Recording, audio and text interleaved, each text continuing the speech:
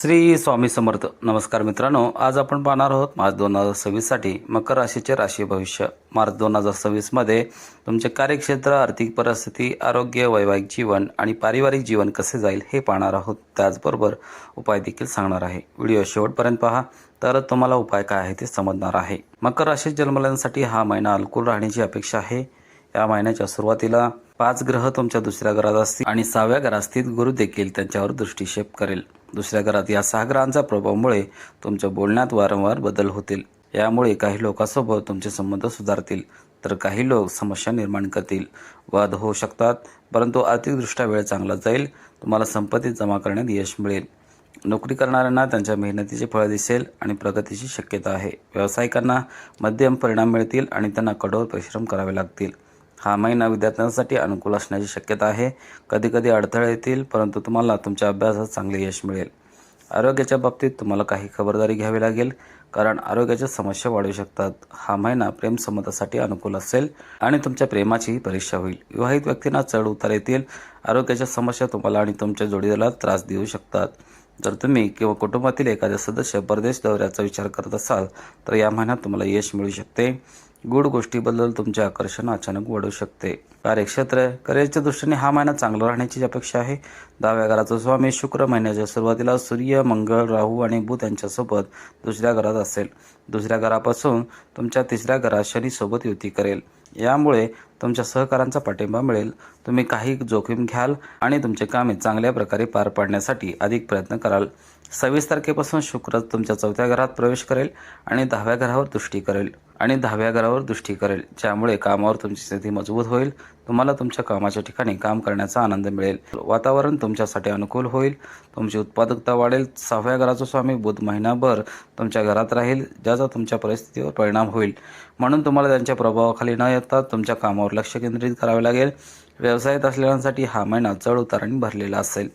तुमच्या समोर अनेक आव्हाने येतील आणि त्यावर मात करण्यासाठी तुम्हाला तुमच्या अनुभवावर आणि कार्यक्षमतेवर लक्ष केंद्रित करावे लागेल. तुम्ही व्यवसायासाठी परदेशात प्रवास करू शकता, परंतु तुमची उत्पादकता वाढवण्यासाठी तुम्हाला नवीन तंत्रज्ञान आणि नवीन लोकांशी जुळवून घेण्याची आवश्यकता भासेल. आर्थिक परिस्थिती, आर्थिक दृष्टिकोनातून हा महिना तुमच्यासाठी चांगला असण्याची शक्यता आहे. महिन्याच्या सुरुवातीला बृहस्पती 6व्या भावातून 12व्या भावात भ्रमण करेल, ज्यामुळे खर्च वाढेल. तसेच 11व्या भावापासून तो थेट होईल आणि हे खर्च काही प्रमाणात कमी करेल. 3ऱ्या भावात स्थित शनी 12व्या भावावरही दृष्टी ठेवेल, ज्यामुळे खर्च कमी होतील आणि तुम्हाला बजेट राखावे लागेल. शनी तुम्हाला तुमची आर्थिक परिस्थिती बिघडू नये म्हणून तुमचे पैसे विवेकपणे वापरण्याचा सल्ला देतो. 2ऱ्या भावात अनेक ग्रहांचा प्रभाव तुम्हाला संपत्ती जमा करण्यास मदत करेल. गुंतवणूक तुम्हाला संपत्ती देईल. जर तुमची बँकेत बचत योजना असेल, तर तुम्हाला संपत्ती मिळवण्याच्या संधी उपलब्ध होतील. जर तुम्ही शेअर बाजारात गुंतवणूक केली तर हा महिना चांगला आहे. संतुलित पद्धतीने गुंतवणूक करा आणि बाजारातील हालचालीवर आधारित निर्णय घ्या, तर तुम्हाला चांगले परतावे मिळतील. इतर कोणत्याही क्षेत्रात गुंतवणूक करणे टाळा. कौटुंबिक मालमत्ता खरेदी करण्याची शक्यता असू शकते. नोकरी करणाऱ्यांना चांगला आर्थिक फायदा दिसेल. जर तुमचे पैसे कुठेतरी अडकले असतील, तर तुम्हाला ते या महिन्यात मिळू शकतात. तुमच्या व्यवसायाच्या संबंधित काही खर्च तुम्हाला करावे लागू शकतात.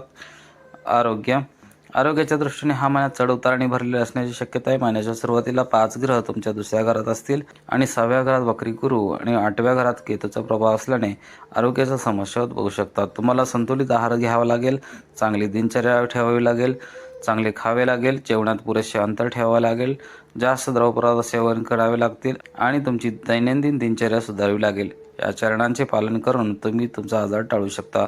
अन्यथा ग्रहांच्या स्थितीमुळे तोंडाच्या समस्या, तोंडावर अल्सर, दातदुखी, डोळ्याच्या समस्या, सांधेदुखी आणि पोटाच्या समस्या उद्भवू शकतात. काही व्यक्तींना या महिन्यात लठ्ठपणाशी संबंधित समस्या देखील येऊ शकतात आणि मूळव्याध यासारखे आजार देखील तुम्हाला प्रभावित करू शकतात. जर तुम्ही आधीच्या आजारांनी ग्रस्त असाल, तर सावधगी बाळगा, कारण ते आणखी वाढू शकतात. कोणत्याही समस्येला किरकोळ म्हणून दुर्लक्ष करू नका आणि तुमच्या आरोग्याला प्राधान्य द्या, कारण जेव्हा तुम्ही निरोगी असाल तेव्हाच तुम्ही सर्व काही आनंद घेऊ शकाल. प्रेम आणि लग्न, जर तुम्ही प्रेमसंबंधात असाल तर हा महिना अनुकूल राहील, परंतु 3ऱ्या घरात बसलेला शनी संपूर्ण महिनाभर 5व्या भावाकडे 3ऱ्या डोळ्याने पाहत राहील, जो तुमच्या प्रेमाची परीक्षा घेईल. तुम्हाला तुमच्या प्रेमाचे व्यवस्थापन करावे लागेल. परिस्थितीवर नियंत्रण मिळवण्यासाठी तुम्हाला सातत्यपूर्ण प्रयत्न करावे लागतील. जेव्हा जेव्हा परिस्थिती बिघडेल, तेव्हा तुम्ही हे समजून घेतले पाहिजे की तुमचे योगदान महत्त्वाचे आहे. 2ऱ्या घरात असलेला मंगळ देखील 5व्या भावावर दृष्टिक्षेप करेल, ज्यामुळे तुमच्या प्रेयकराशीत तणाव वाढेल. 5व्या भावावर शनीची दृष्टी देखील कधीकधी परिस्थिती बिघडवेल, म्हणून तुम्हाला सावधगिरी बाळगावी लागेल. तर तुमचे नाते चांगले चालेल.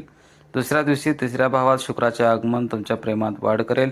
तुम्ही तुमच्या मित्रांच्या मदतीने तुमचे नाते सुधारू शकाल. तुम्हाला त्यांचा पाठिंबा मिळेल आणि तुम्ही तुमच्या प्रेमासाठी बरेच काही कराल. महिन्याच्या उत्तरार्धात नातेसंबंधामध्ये आणखी सुधार होऊ शकतो.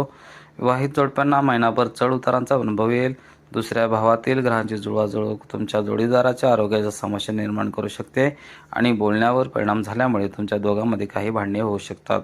म्हणून तुम्हाला तुमचे नाते सुधारण्यावर लक्ष केंद्रित करावे लागेल. तुमच्या सासरच्या लोकांकडूनही तुम्हाला काही असंतुलन जाणवेल, जे तुम्हाला अस्वस्थ करू शकते. कौटुंबिक जीवन.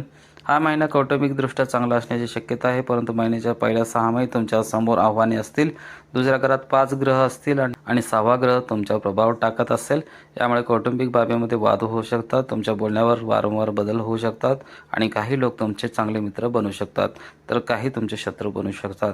परिस्थिती नियंत्रित करण्यासाठी तुम्हाला खूप संयम आणि शांततेने वागावे लागेल. कुटुंबातील सदस्यांमध्ये सुसंवादाचा अभाव स्पष्टपणे दिसून येईल, ज्यामुळे कौटुंबिक परिस्थिती बिघडू शकते. 4थ्या घराचा स्वामी मंगळ संपूर्ण महिन्यात दुसऱ्या घरात राहील, ज्यामुळे कुटुंबाचे उत्पन्न वाढेल आणि कुटुंबातील संपत्ती वाढेल. नवीन मालमत्ता खरेदी करण्याच्या संधी देखील मिळू शकतात. दुसऱ्यापासून शुक्र तुमच्या तिसऱ्या घरात प्रवेश करेल आणि नंतर 15 तारखेपासून सूर्य तुमच्या तिसऱ्या घरात प्रवेश करेल, तिथे शनी आधी स्थित आहे. यामुळे तुमच्या भावंडासोबतच्या संबंधांमध्ये चढ उतार येतील. सुरुवातीला हे चांगले असतील, परंतु उत्तरार्धात कमकुवत होऊ शकतात. म्हणून तुम्हाला त्यांच्याशी सौहार्दपणे संबंध राखण्याची खूप प्रयत्न करावे लागतील. 26 तारखेला शुक्र ग्रह 4थ्या घरात प्रवेश करेल, ज्यामुळे कुटुंबात आनंद आणि समृद्धी येईल. यामुळे तुमच्या पालकांचे आरोग्य सुधारेल आणि कुटुंबातील आनंदाचे वातावरण निर्माण होईल. या महिन्यात एखादा कौटुंबिक कार्यक्रम आयोजित केला जाऊ शकतो, ज्यामध्ये मोठ्या संख्येने लोक एकत्र येतील आणि घरात आनंद येईल. उपाय आहेत. शनिवारी संध्याकाळी पिंपळाच्या झाडाखाली मोहरीच्या तेलाचा दिवा लावावा. शुक्रवारी देवी महालक्ष्मीची पूजा करावी. बुधवारी गायीची सेवा करणे अत्यंत फायदेशीर ठरेल. शनिवारी या पंगांना जेवण खाऊ घालावे. व्हिडिओ आवडल्यास व्हिडिओला नक्की लाईक करा, शेअर करा आणि उमाशेखर ॲस्ट्रो चॅनलला सबस्क्राईब करायला विसरू नका आणि कमेंटमध्ये ओम नमः शिवाय लिहा. पुन्हा भेटू अशाच एका आध्यात्मिक आणि प्रेरणादायी माहितीच्या व्हिडिओसह. जय हिंद, जय महाराष्ट्र.